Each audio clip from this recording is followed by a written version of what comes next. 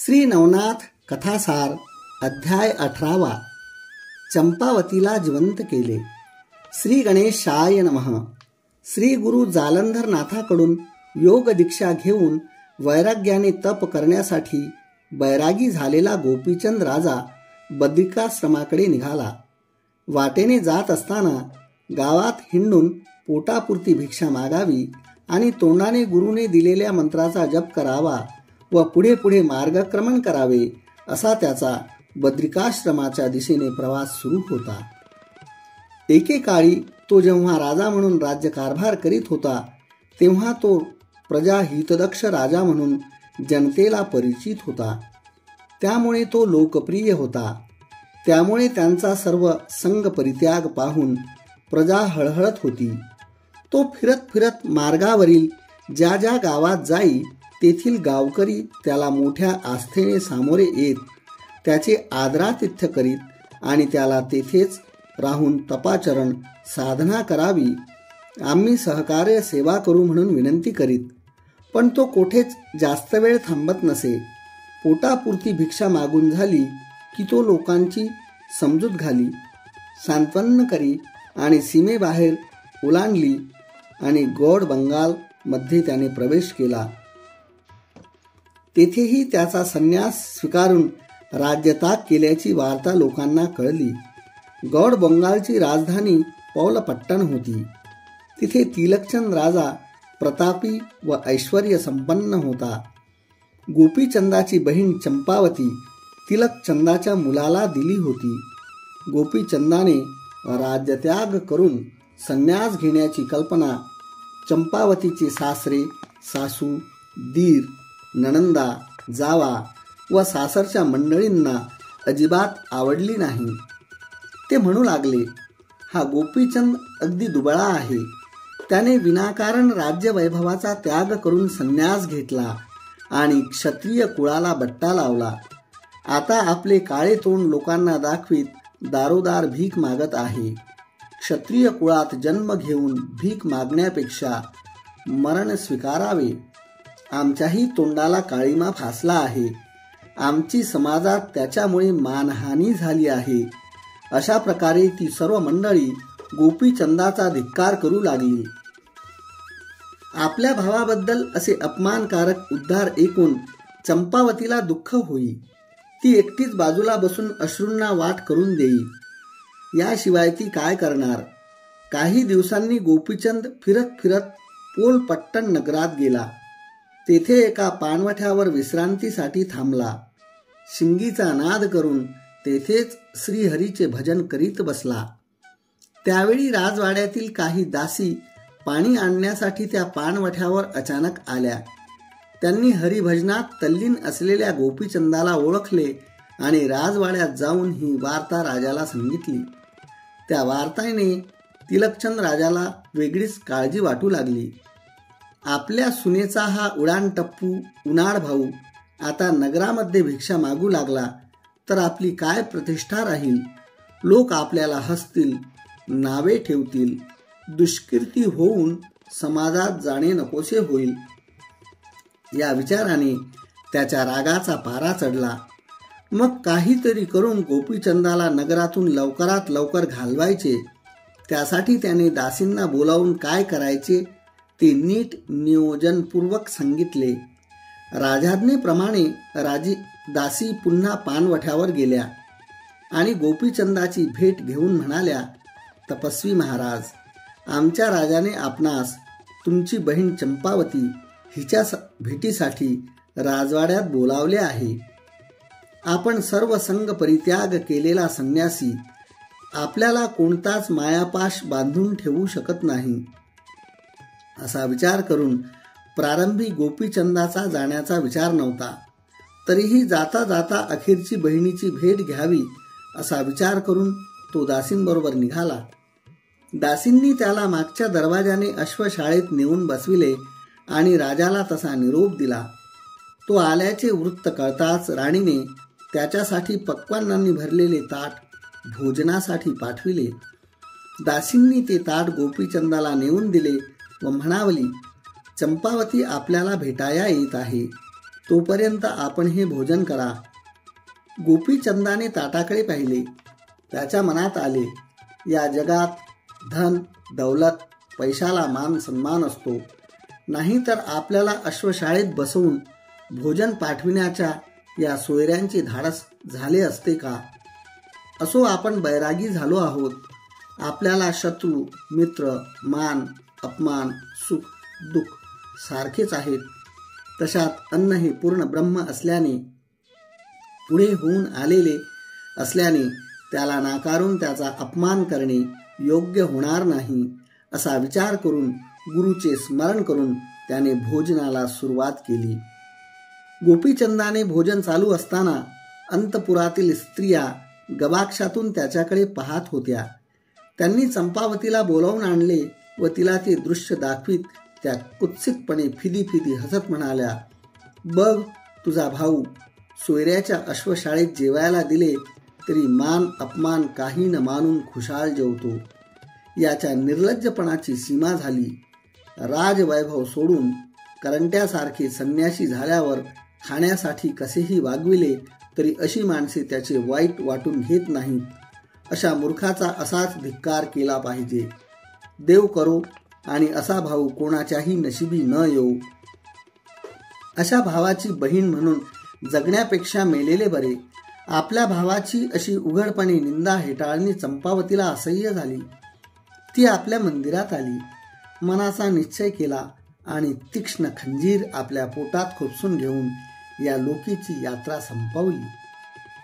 इकडे गोपीचंदाचे जेवण संपले आणि तो चंपावतीची पाठ पाहत बसला. थोड्याच वेळाने एका दासीला तेथे आली असताना बोलावून घेतले व म्हणाला, चंपावतीला येथे घेऊन या, म्हणजे मी सुद्धा तिची भेट घेऊन पुढच्या मुक्कामाला जाईन. दासी म्हणाली, चंपावती तुम्हाला आज रात्री भेटेल, तोपर्यंत तुम्ही आराम करा. गोपीचंदाने तेही मान्य केले. त्यानंतर त्या दासी हे वृत्त सांगण्यासाठी चंपावतीच्या मंदिरात गेल्या. तेथे त्यांना चंपावती अत्यंत भयानक अवस्थेत, म्हणजे रक्ताच्या थारोळ्यात पोटात खंजीर खुपसलेल्या स्थितीत मरून पडलेली दिसली. त्यांनी भीतीने आणि दुःखाने आकांत केला. ही बातमी लगेच राजवाडा आणि परिसरात पोहोचली. चंपावतीच्या सासू सासरे पती दीर जावा नणंदा सगळ्या आप्तांनी तिच्या महालात गर्दी केली. सर्व जणांनी चंपावतीचे गुण आठवून शोक करायला सुरुवात केली. गोपीचंदाचा संन्यास घेण्यामुळे चंपावतीने आत्मघात करून घेतला म्हणून सर्व नातेवाईक मंडळी गोपीचंदाला दोष देऊ लागली. इकडे राजवाड्यात रडण्याचा ओरडण्याचा प्रचंड कोलाहल सुरू होता. त्याचा आवाज आजूबाजूला पसरला. गोपीचंदाच्या कानावरही हा गोंधळ ऐकू आला. त्याने तेथे असलेल्या अश्वरक्षकाला या गोंधळाचे कारण विचारले. तो म्हणाला, आमच्या राजेसाहेबाची सून चंपावती हिने आपला भाऊ गोपीचंद गौड बंगालचा राजा, त्याने राजत्याग करून बैरागी झाला व गावोगाव पोटासाठी भिक्षा मागत फिरू लागला. ही गोष्ट लोकनिंदा चंपावतीला सहन झाली नाही म्हणून तिने पोटात खंजीर खुपसून घेऊन आत्महत्या केली. त्यामुळे सर्व मंडळी रडत आहेत. ही बातमी ऐकून गोपीचंदाला मोठा दुःखाचा धक्का बसला. आपण इथे असल्यामुळे हा अनर्थ घडला. तिच्या मृत्यूचे कारण आपण आहोत असे ठरवून लोक आपल्याला दोष देतील, त्यामुळे आपली दुष्कीर्ती होईल. अशा अनेक उलटसुलट विचारांनी त्याचे मन स्वैरभैर झाले व चंपावतीचे गुण आठवून तो दुःखाने शोक करू लागला. थोड्याच वेळाने चंपावतीची अंतयात्रा निघाली. गोपीचंदही लोकांबरोबर स्मशानाकडे निघाला. चालता चालता गोपीचंदाच्या मनात विचार आला, मी जती झालो म्हणून तिलकचंदासह सर्व सोयऱ्यांनी माझा तिरस्कार व अवहेलना केली. भावासाठी बहिणीने आत्महत्या केली. ही गोष्ट अशीच राहून गेली तर माझी तर अपकीर्ती होईलच, परंतु माझ्या पुढे नाथपंथाची सुद्धा लोक हेटाळणी करतील. म्हणून आता माघार घेऊन चालणार नाही. चंपावतीला जिवंत करून नाथांचे सामर्थ्य या लोकांना दाखविले पाहिजे. त्याशिवाय यांचे डोळे उघडणार नाहीत असा निश्चय करून चंपावतीची प्रेत यात्रा स्मशानात पोहोचताच गोपीचंद तिच्या प्रेताजवळ येऊन म्हणाला, कृपा करून प्रेताला अग्नी देऊ नका. मी माझे सद्गुरू जालंधरनाथांना इथे आणून चंपावतीला जिवंत करतो. मी तिचा भाऊ प्रत्यक्ष हजर असताना बहिणीचे प्राण निराकारण वाया जाऊ नयेत असे घडले तर नाथ पंथाचे महात्म्य काय राहील. परंतु लोकांचा त्याच्या बोलण्यावर विश्वास बसेना. ते त्याच्या बोलण्याची कुचेष्टा करू लागले. ते म्हणाले, मेल्यानंतर कोणीही जिवंत होत नसतो असे असंख्य दाखले दिले. पण गोपीचंद म्हणाला, माझ्या गुरुचे सामर्थ्य फार मोठे आहे. त्याचा प्रत्यय तुम्हाला येईलच. तरी सुद्धा त्याच्याकडे दुर्लक्ष करून चिता रचण्याची घाई करू लागले. चंपावतीचे प्रेत चितेवर ठेवून त्याच्या दहनाची तयारी केली तेव्हा निरुपाय होऊन गोपीचंद चितेवर जाऊन बसला व त्या सर्वांना ओरडून म्हणाला, चंपावती बरोबर माझेही दहन करा.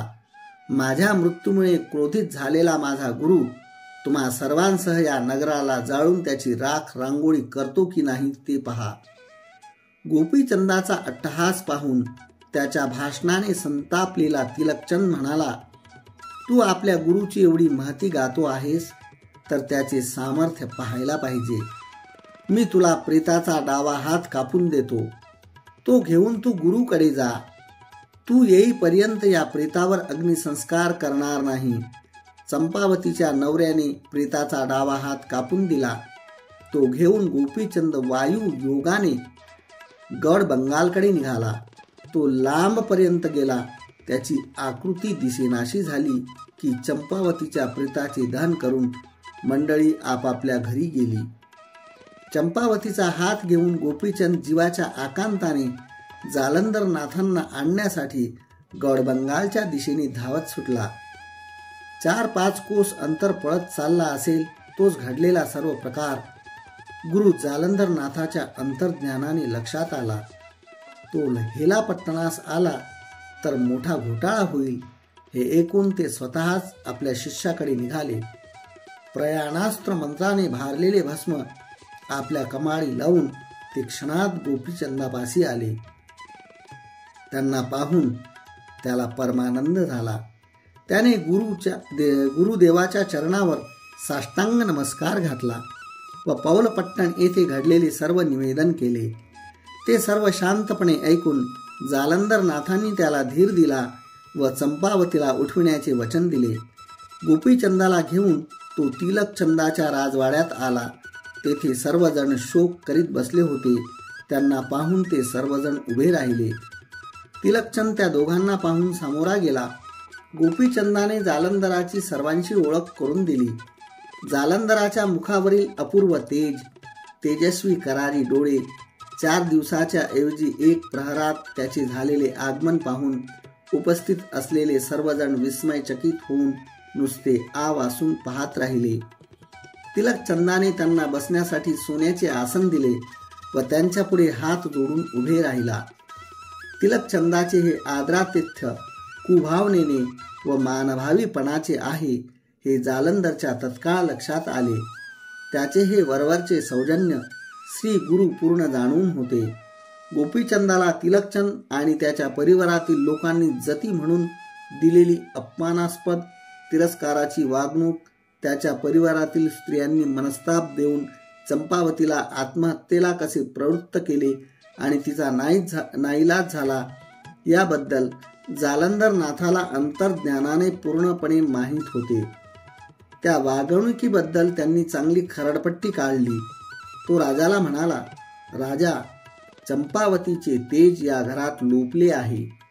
ती या घरात शोभत नाही. म्हणून गोपीचंदाकडून चंपावतीचा निर्जीव हात मागून घेतला व तो आपल्या हातात घेऊन संजीवनी मंत्र म्हणून त्याला भस्म लावले व बाळ चंपावती, चल उठून ये अशी हाक मारली. तेव्हा त्या शब्दात असे सामर्थ्य होते की चंपावती जिवंत होऊन धावत आली. तिने श्री गुरुच्या चरणांना साष्टांग नमन केले. श्री गुरु जालंधरनाथाचे ते अद्भुत योग सामर्थ्य पाहून तिलकचंद राजा यांच्यासह सर्वांनी मोठ्याने जय जयकार केला. प्रत्येक जण श्री गुरूंना धन्यवाद देऊ लागला. श्री गुरु बरोबर त्यांच्या शिष्यालाही सन्मान प्राप्त झाला. गोपीचंदाची कुचेष्टा करणारे आता त्याची स्तुती करू लागले. चंपावतीला सजीव केले व तेथील काम संपले म्हणून जालंधरनाथ हेलापट्टणास जाण्याला निघाले. तेव्हा तिलकचंद राजा त्यांना शरण गेला. त्यांच्या पायावर डोके ठेवून गोपीचंदाची जी अवहेलना केली त्याबद्दल क्षमायाचना केली. आजची रात्र येथे राहून मला आपली सेवा करण्याची संधी द्या म्हणून प्रार्थना केली. राज ऐश्वर्याच्या मदाने धुंद होऊन पुन्हा नमस्कार केला. मग जालंधरनाथांनी त्याची विनंती मान्य केली. चंपावतीला स्वयंपाक करायला सांगितले. भोजन प्रसंगी तिला व तिच्या पतीला आपल्या शेजारी भोजनाला बसविले. भोजनाचे वेळी आपल्या मुखातील उष्टाघास तिला भरविला व तिला मैनावतीप्रमाणे अमर केले. भोजनानंतर विडा खाल्ल्यावर जालंधरनाथ म्हणाले, राजा तिलकचंदा, हा गोपीचंद माझ्या आज्ञेने राजवैभवाचा त्याग करून तपश्चर्येसाठी बद्रिकाश्रमाला जातो आहे. गोपीचंद राजाचा मुलगा मुक्तचंद अजून लहान आहे. तेव्हा तुम्ही गोपीचंदाच्या राज्यावर देखरेख ठेवा व त्याचे रक्षण करा. तुम्ही महापराक्रमी आहात हे सर्व श्रुत आहे. त्यामुळे कोणीही शत्रू त्याच्या विरुद्ध उभा राहिला तेव्हा हेलापट्टणाकडे पाहणार नाही. 6 महिन्यानंतर मी तीर्थयात्रेला जाणार आहे. तेव्हा त्याच्या राज्याची जबाबदारी सर्वस्वी तुमच्यावर राहील. जालंधराची आज्ञा तिलकचंदाने आनंदाने मान्य केली. त्या रात्री तेथे राहून दुसऱ्या दिवशी गोपीचंदाने जालंधराच्या पायावर डोके ठेवून बद्रिकाश्रमाकडे जाण्यासाठी निरोप घेतला. इकडे जालंधरनाथ हेलापट्टणाला गेला. तिथे 6 महिने राहून त्यांनी मुक्तचंदाला अनेक गोष्टी शिकवल्या. त्यालाही अनुग्रह दिला. मग कानिफ व त्यांच्या शिष्यासह ते सर्वजण तीर्थयात्रेला गेले. 12 वर्षांनी फिरत फिरत तो कानिफ शिष्य परिवारासह बद्रिकावनाला जाऊन पोहोचले. तेथे सर्वांनी गोपीचंदाची भेट घेतली. तोपर्यंत गोपीचंदाचेही तप पूर्ण झाले होते. गोपीचंदाच्या तपाचे उद्यापन करण्यासाठी जालंधराने सर्व देवतांना स्वर्गातून आग्रहाने बोलावून घेतले. मग त्याला सर्व विद्या शिकवल्या. दैवतांना पाचारण करून त्यांच्याकडून गोपीचंदाला वर प्राप्त करून दिले. अशा प्रकारे जालंधराच्या कृपेने मैनावतीप्रमाणे गोपीचंद राजाचे जन्माचे सार्थक झाले. अध्याय 18 समाप्त.